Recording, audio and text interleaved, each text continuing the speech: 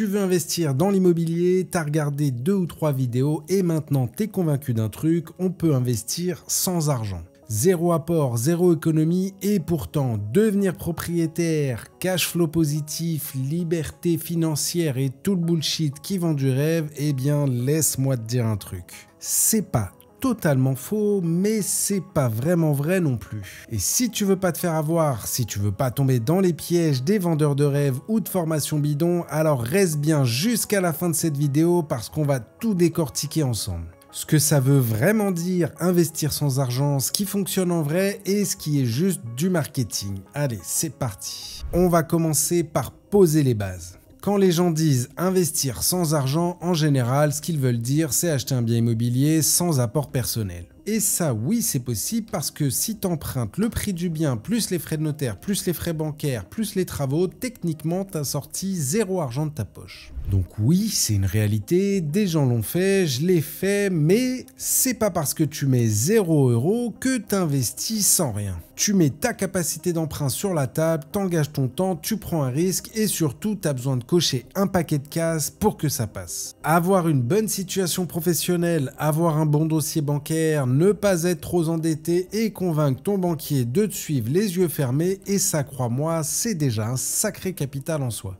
Donc non, t'as peut-être pas besoin de cash, mais t'as besoin de crédibilité. Et ça, c'est pas donné à tout le monde. Bon, maintenant, on va passer en revue les techniques souvent mises en avant. Et je vais te dire ce que j'en pense honnêtement. La première, c'est le 110% bancaire. Comme je l'ai dit, t'empruntes le prix du bien, plus les frais annexes, classiques et possibles. Mais aujourd'hui, de plus en plus rare. Les banques sont un peu plus frileuses, elles aiment bien voir que tu mets un peu de ta peau dans le jeu. Même 5 000 €, même un petit effort d'épargne. Et surtout, ce type de prêt, tu ne l'obtiens pas pour n'importe quel projet. Il te faut un bien rentable dans un marché porteur et un bon dossier solide. Ensuite, l'achat-revente avec peu de fonds, voire pas du tout. En ce moment, vous avez sûrement déjà entendu dire que vous pouvez gagner tant de dizaines de milliers d'euros en faisant un seul achat-revente. T'achètes, tu fais des travaux, tu revends. C'est simple et efficace et à la portée de tout le monde si tu les écoutes. Là encore, ça peut fonctionner, mais attention, c'est pas vraiment pour tout le monde. Parce que si t'as aucun apport ou track record, bonne chance pour te faire financer. Et c'est un jeu à haut risque si t'as aucune marge de manœuvre, parce que si la vente se passe mal ou que tu dois garder le bien plus longtemps que prévu, tu peux te retrouver à payer des mensualités ou des intérêts que t'avais pas prévus. Et les intérêts pour de l'achat-revente sont bien plus élevés que pour l'investissement classique. Donc sans matelas de sécurité, ce genre d'opération peut vite te faire très mal.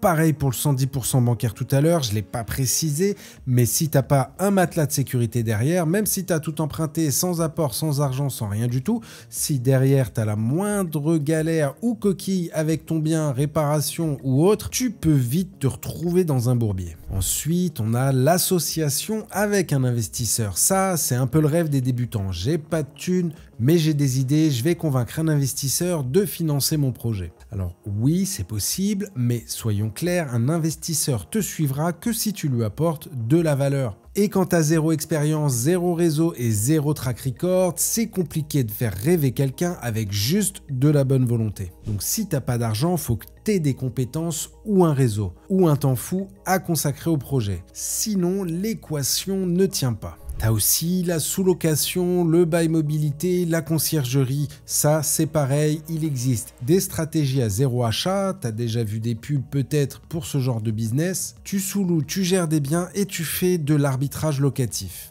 Oui, ça peut être rentable et oui, c'est malin, mais c'est pas de l'investissement immobilier à proprement parler, c'est un business de gestion. Tu ne construis aucun patrimoine et tu t'exposes à des risques juridiques. Et surtout, ça demande un taf énorme. Donc si tu veux la liberté, tu vas vite te rendre compte que tu viens d'échanger ton patron contre des locataires. Tu vois un peu l'idée? Oui, certaines choses sont possibles, mais la promesse du « investis sans argent, sans effort et devient libre financièrement », ça, c'est du rêve, voire du gros mytho. Maintenant, on va voir pourquoi avoir un peu de capital, c'est un gros avantage. Tu sais ce qui fait toute la différence entre un investisseur lambda et un investisseur qui passe à la vitesse supérieure? C'est la flexibilité. Et la flexibilité, ça vient du capital. Quand tu as un peu d'épargne de côté, tu peux mieux négocier, tu peux saisir des opportunités rapidement, tu peux faire des travaux sans supplier la banque et tu tiens le coup si ton bien est vide 2 mois. Et surtout, tu dors mieux la nuit. Parce que tu sais que s'il se passe un truc qui ne se passe pas comme prévu, t'as de quoi encaisser le choc. C'est pas une question d'être riche ou pas, c'est une question de discipline, d'épargne et de stratégie. Même avec 10 000 € de côté, tu peux faire des trucs super intéressants.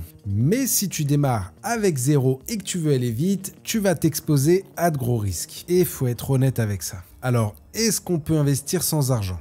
Oui. Mais est-ce que ça veut dire sans effort, sans risque et sans préparation? Absolument pas. Tu peux avoir 0 argent, mais tu auras besoin d'un plan, d'un bon mindset et d'une bonne stratégie. Et surtout, ne crois pas que c'est un raccourci. Tu vas peut-être aller plus vite en empruntant tout avant de te constituer un réel apport et avoir un bon matelas de sécurité, mais tu peux aussi te cracher plus vite si tu maîtrises pas ton projet ou si tu te retrouves dans la merde si tu as des frais imprévus par la suite. La vérité, c'est que dans l'investissement immobilier comme ailleurs, ceux qui réussissent ne sont pas ceux qui cherchent la solution miracle. Ce sont ceux qui s'organisent, qui apprennent et qui passent à l'action. Même avec peu, mais jamais sans rien. Si t'as aimé cette vidéo, lâche un gros pouce bleu et surtout dis-moi en commentaire est-ce que toi tu penses qu'on peut vraiment investir sans argent ou est-ce qu'on nous vend du rêve? Si t'as envie qu'on travaille ensemble sur ton premier projet, je te mets un lien en description pour prendre rendez-vous. On se retrouve très vite pour une prochaine vidéo et en attendant, gardez la monnaie.